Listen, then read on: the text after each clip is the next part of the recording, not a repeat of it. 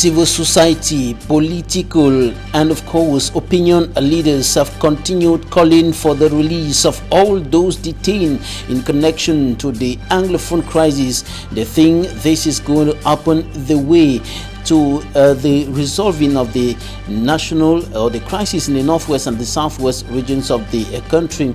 These in addition to the special status awarded the northwest or given to the northwest and southwest regions of the country by the major national dialogue.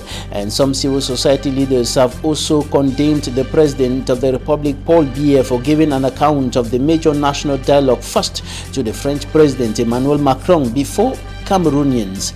And of course, we'll be giving you details in this newscast on these and others.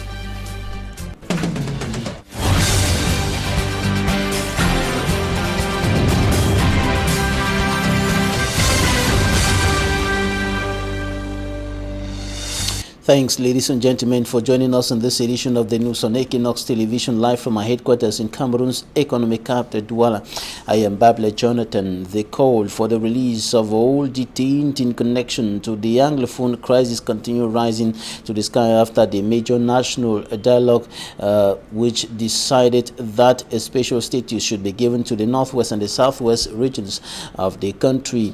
Added to these, the Anglophone detainees should be released for the way to be opened for the resolutions of the major national dialogue to bring solutions, lasting solutions to the Anglophone crisis. Padia Sanga, one of the participants at the major national dialogue from the diaspora, speaking on one of the weekly programs on Equinox Television over the weekend, Droit de Réponse, said that it is regrettable that Cameroonian authorities are feeding fat on the Anglophone crisis. And of course, he urged authorities of the Yaoundé administration, notably the president of the republic, Paul Biya, to release all detained in connection to the Anglophone crisis for the major national dialogue resolutions to yield concrete fruits on the ground. Take a listen. People saying that special status, I don't want any francophone, put it that way, political identity. Is the francophone status that we have is a post-colonial political identity. So permit me to be an Anglophone first. Two, it's something that we don't want, but it is what we are living right now. And we chose as Anglophones to be part of Cameroon. We could also be Nigerians. So you people said the dialogue. You people appreciate what we did at the dialogue, but you opted for boycott. If we did not go there, you will not know what happened there. Thank you. No, I know. The politics of empty chair that led to what we have, the bad laws that we have, were advised by some people who were at the opposition at the time. No. Imagine, Chiruma and his friends, they were in the opposition, they won and joined the presidential majority, which made some people ministers of this country. So please, I want to be very, very stern. Don't instrumentalize the Anglophone crisis for political gains, because we are losing the bravest in our own. We want this thing to be resolved, and it will be resolved. Okay. I've not come here to romance anybody. Okay. I am a son of the soil. I call myself an Abakwa boy. Yeah. Because I know what is happening there. None of you has been on the field. I heard people talk about hold up. I did not vote. My Abakwa people never voted Mr. Biya, neither did they vote any other person. So what are we saying? We don't find ourselves there. We should have that special status and load it ourselves. So when you people want to do this instrumentalization, don't try it place where we are. Because my head is wanted by my brothers and sisters for speaking the truth. Because I don't accept these visual boundaries that the white boys came and created. Okay. The unfortunate incident that happened in Kondengi, I went there to meet my friends, my Abakwa boys, my brothers and sisters, to talk to them. I belong to that commission that they call disarmament, but I call it de-radicalization, because I'm not a military man. I cannot disarm somebody who's, and I don't believe in violence, but I can de-radicalize my people by telling them the truth and what is feasible. And that's what we have been doing for the past years. I don't know why Mancho BBC is in prison. I don't know why Ngalim is in prison. And the same accusations that Professor Maurice Kamto was accused of is the same that Mancho was accused of, and Maurice Kamto is out. What is Mancho doing there? What is Mancho doing there? Are we honest? So let them move Mancho, and I'll come back and we go to the field and talk to our boys. These are people who are moderate. They call them to go to the field. They call for schools to resume. Then we Anglophones sit somewhere and come out with a consensus. I still think that we Africans should not be buying guns to kill ourselves. Black on black crime should not continue. So we have to go and look for the solutions. It is there with our young leaders who are in jail. Let's release them. We sit somewhere, forge a way forward, load the statutes, and we'll see if peace is not going to come to this country. Padi Sanga from Germany. He took part in the major national dialogue in the Disarmament, Demobilization and Reintegration Committee, and he also condemned the President of the Republic of Cameroon, Paul Biya, for giving an account of the major national dialogue first to the French President Emmanuel Macron before Cameroonians. Take a listen to what he said. Why does Mr. Biya not sit in Cameroon and tell the Cameroonians that this is the result of the grand dialogue? That's where I have a problem. I have a problem with that.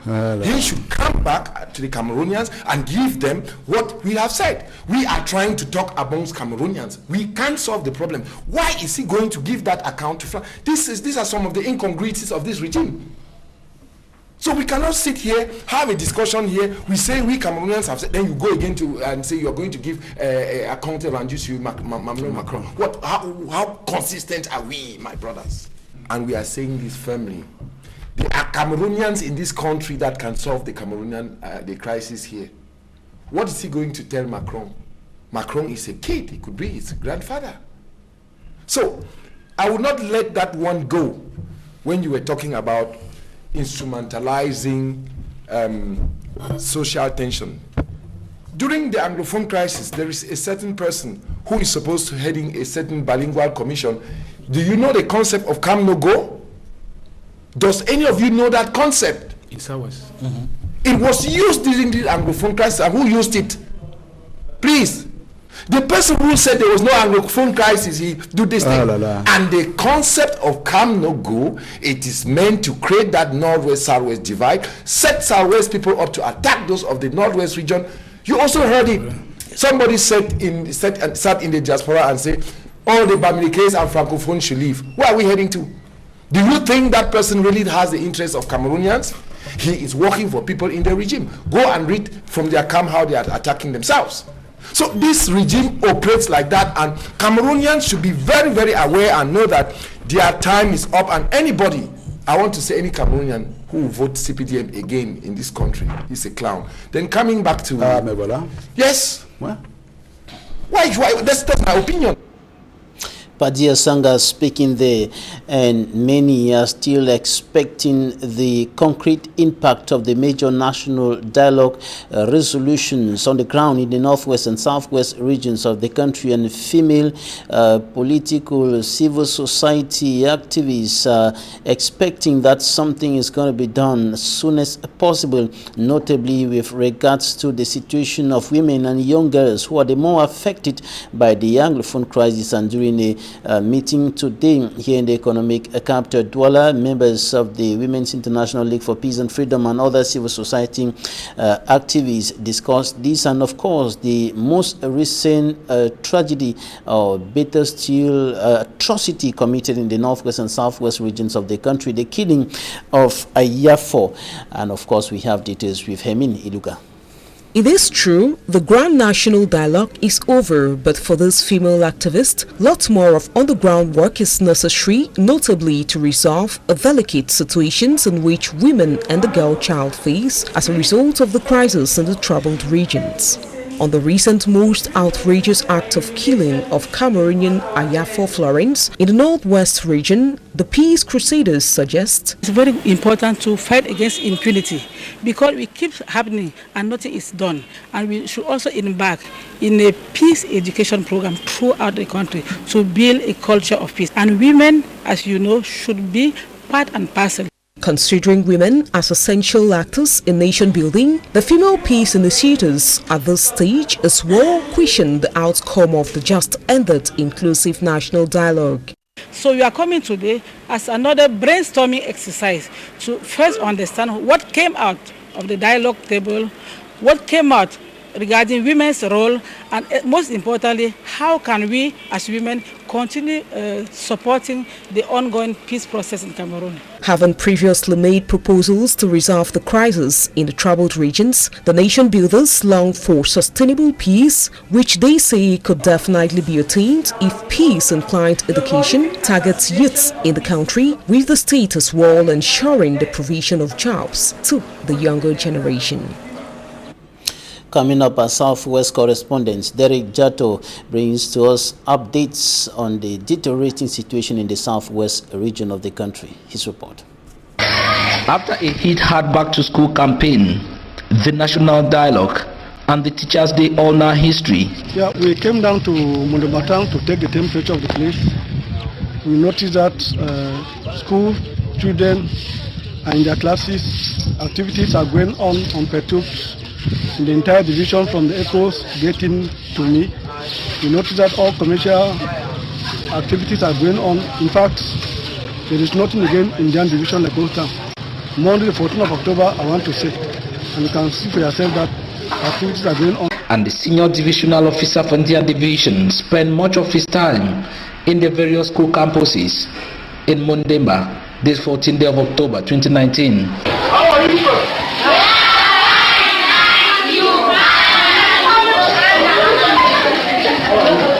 On a positive note this time, the Indian Senior Divisional Officer congratulated all the academic stakeholders in his division, not for only respecting the school calendar, but for also being effective on the ground. Now looking in the same direction, though fears were expressed by critics of an imminent rift between teachers and the administration because of the reported stiff measures put in place by the administration for any academic stakeholder who was to fall back. But according to the Senior Divisional Officer from Jan Division, the present positive result is a testimony that all measures from his office for effective school resumption was a building mechanism.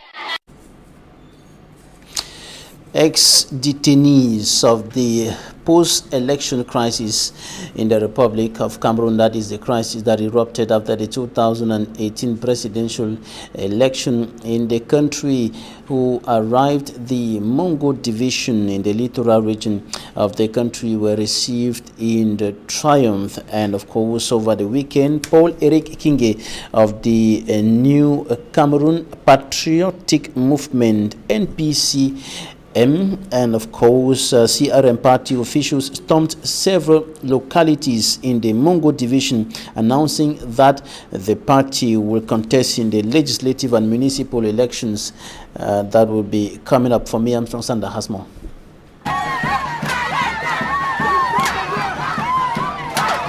A crowd pulling welcome for Paul Eric Kingi, the son going back home to his native Mongo of the littoral region of Cameroon after close to 9 months in prison. In his Jombe Penja birthplace, Paul Eric Kinge is given a triumphant welcome.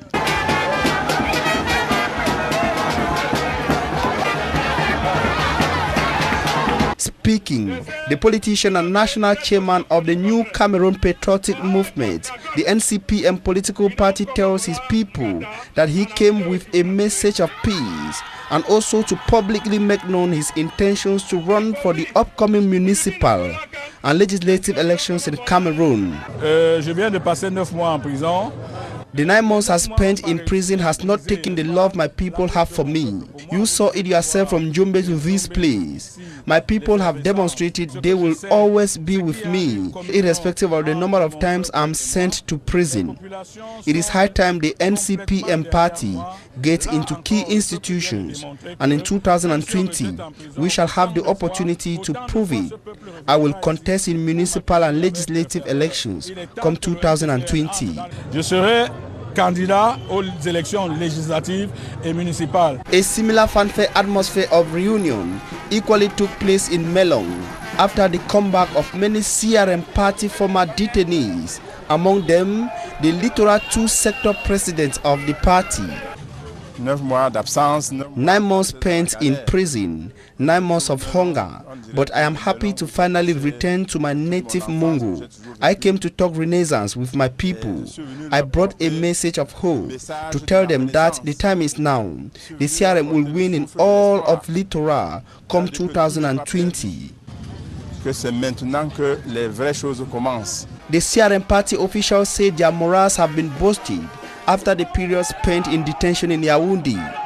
They are determined to engage on what they call a fight for a better Cameroon. Si notre motivation était à 50%, elle est aujourd'hui à 500%. Arrested in January 2019 after their nationwide peaceful protest manifestation, the CRM political party officials, allies and supporters released on October 5, 2019 are currently on a grassroots political rapprochement across Cameroon. Members of the Lake Chad Basin Commission are stepping up efforts to fight against the major challenges affecting the zone, security issues, and of course climate change. They are meeting here in the economic capital Douala for this purpose. Details in this report by Immaculée Fogwe.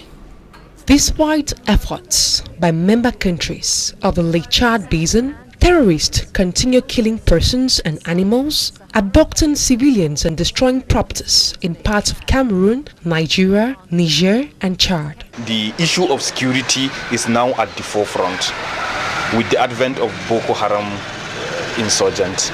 So this is one of the common challenges facing almost all of these countries. Another major threat to human life and the ecosystem in the Lake Chad Basin is triggered by harsh climatic conditions. Over the past 60 years, Lake Chad has decreased by 90% as a result of overuse of water, extended drought and the impact of climate change. The surface area of the Lake Chad Basin has reduced from 26,000 square kilometers in 1963 to less than 1,500 square kilometers today. The Lake Chad itself has been reducing considerably because the effect of climate change is not restricted to the Lake Chad Basin alone. This is a global issue. The Lake Chad Basin Commission has been striving to reverse the trend of happenings in the area, but some of the Commission's efforts are slowed down by communication flaws. This is why a communication strategy and plan for the Commission has been elaborated. It is being examined ahead of adoption by Commission members meeting in Douala, Cameroon. Communication here is very important aspect in resolving challenges on ground in the Lake Chad Basin region. Just as the problems confronting the basin is evolving, is changing, then there is the need to periodically review the communication strategy. Upon adoption, the Lake Chad Basin Commission Communication Strategy and Plan aims to initiate a new approach to aforementioned challenges by harnessing the power of communication to deliver results on the ground. This is happening. Before we go over to talking point, I should indicate that the African Union has talked about the liberation of ex-detainees of the Cameroon Renaissance Movement CRM political party. The African Union thinks that is a good thing and a positive step towards stabilizing the country's political climate that has been in turmoil since the election results of October 17 or October 2018 were released, and the CRM political party took to the streets to protest against what they call the stolen victory of Professor Maurice Kamto. Stay with us for Talking Point.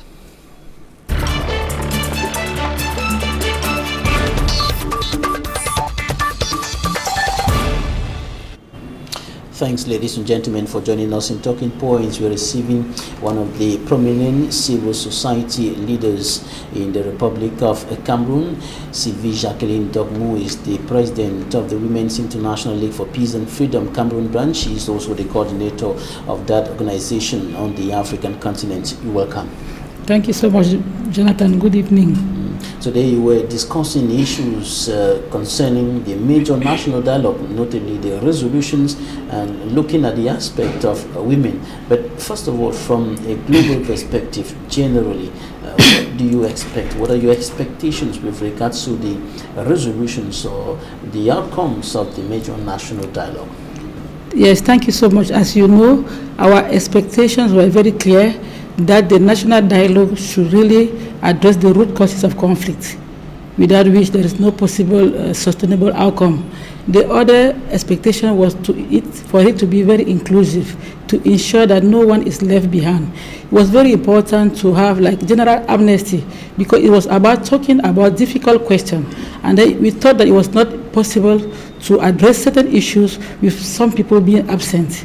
We also thought that it was very important for Cameroon to start implementing the National Action Plan for Security Council Resolution 1325 by ensuring that women are at the peace table. So these were some of the things. We also expected that these issues that women are going through in the communities as a result of the crisis should be addressed properly. So these are some of the issues in terms of, Those were expectations before the major national dialogue. Now it has already come and gone, and the resolutions are there. What are you expecting with regards to the resolutions and the efforts to achieve a return to normalcy and peace in the northwest and southwest regions of Cameroon?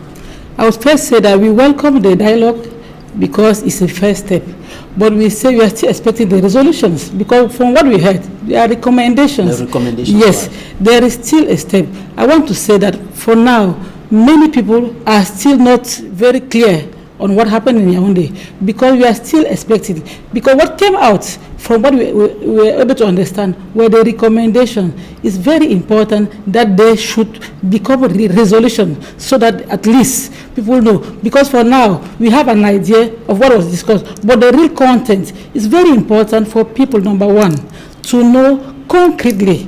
Because we had the reports of the general report with key recommendations. What are inside the recommendation? Concrete, we need to be concrete about what people really need on the field.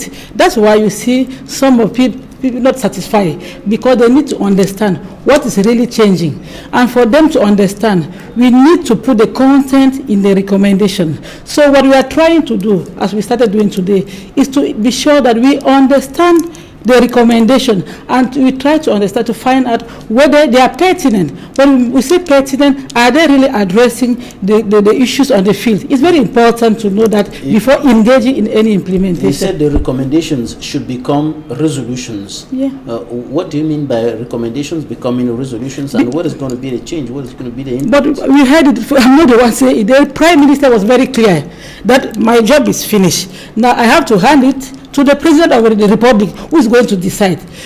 I'm sure that he is going to maybe put a content or make it become a law. So for now, there is nothing concrete. We have a recommendation, but the implementation should maybe be based on whether the head of state or the National Assembly. So we still need to have it concretely, because from what we read from the general recommendation, we need to know concretely regarding education, what are the concrete things that need to be done. For disarmament, what are the concrete things that need to be done? What is the role of women in this? It should be very concrete. And also, what is the stake about all these issues that were mentioned on the field? What is going to be the role of each stakeholder? So we need the President of the Republic to really tell us what are concretely are people taking away from the dialogue, but because for now it's just recommendations. And you had political leader, civil society leader, Padia Sanga, speaking with anger on the fact that the President of the Republic gave an account of the major national dialogue to the French president before coming to speak to Cameroonians. And you were saying that the President of the Republic should come out and tell exactly what is going to change, what is going to happen after this with the recommendations of the major national dialogue. But he went to talk to the French president first, and Padia Sanga is very angry with this. No, I feel that he has the right to be angry, because even the crisis has reached to where it is today because the president never came out to speak to his population. I feel like it's a very simple but very powerful act. If the president came out long time before to speak to the Cameroonian, I'm sure it will have resolved so many things. Even now, personally, I feel that even his absence in the national dialogue for me was not okay. Because I feel that he has the power. He has the power to make so many things to stop. I am grateful for the fact that he has accepted one of the things that we proposed in terms of releasing the prisoners. He has started doing it. That's very good. But let him come. It's never too late. Let him come. I'm very sure that if he comes out and say, this is what came out, this is what we are going together to implement it, it's going to bring, to go a long way in solving the situation. But people feel that he is not associating with them. He's associating with the Western world more than the local. And he is right to be angry. I understand why he is angry. And talking about the prisoners, he thinks that Padya Sangha and many other persons, that all those who are being detained in connection to the Anglophone crisis, including the Mancho BBC, Pen Terence, even people like Ayuk Tabe and the 9 Ambazonian or Anglophone leaders should be set free, that this is going to open the way. This is one of the calls that we made, because we need a conducive environment. The dialogue is about talking with our enemies. They are considered today as the enemies of the nation, but still they hold the thing. So they hold the game. It's very important at this point in time to really grant them the amnesty, because the radicalization, all this violence that we are having now, still having on in the Northwest and South, is because people are feeling that their leaders is in jail. Can they be released? For me, I feel that the Anglophone crisis is one of the consequences of so many things. So keeping them in prison is not a solution. On the contrary, it's going to make things worse. I would really recommend the president to release them and ensure that they are really part and parcel of the dialogue which is ongoing in Cameroon. You have been on the ground working on this and many other issues in the far north and other parts of the country. But regarding the situation on the ground in the northwest and in the southwest region, we heard an administrative authority in this newscast saying there is no more, there's no problem in his area of command. Everything is normal. Everything has returned to normalcy. There's no more ghost town and so on and so forth. But you have information and figures coming from those parts of the country. What do you think about this? I feel that it's high time that we stop putting politics into these very important issues. We should not put politics when people are dying. It's about the reality. When the person is talking like that, we still have many people dying. What we say is different from the realities. I'm telling you, from what we listen from the women. So it's not about politics. It's about now. We feel that enough is enough. Can we forget about politics and really listen to the women? So that's why we feel that one of our major recommendations or contribution is the empirical study that we are conducting to have the gender conflict analysis, which is going to show them that what they are saying is not true. It's going to be... You were talking about one of the most recent atrocities, the killing of Florence Ayafo. For us, it was a very powerful message. How can a woman be so humiliated and killed in a barbaric way at the opening of the national dialogue? For me, I feel that, and for us, the platform is a strong message to everybody. If the government should change the strategies, it's about calling us to change the strategies in addressing this issue. So that's why I feel that we should stop talking about pretending to have something in the field which is not true. So it's about the death of this lady. It's a trauma for us, and it's giving us a strong signal that we should, at every level, first starting with the government authorities, to change the method, to change, giving an idea of what is under the truth. We need to speak the truth. The truth only will set us free. So it's high time we really think about all these people who are losing their life, all these children, these women, and speak the truth and not pretend that everything is okay when we know that there are atrocities going on the field. The truth will set us free. Yes. Sylvie Jacqueline Dormou, you are the president of the Women's International League for Peace and Freedom Cameroon chapter, and you're also coordinating the organization on the African continent. Thanks for your time. Thank you so much for inviting me. Thanks, ladies and gentlemen, for staying with us. That's it for today.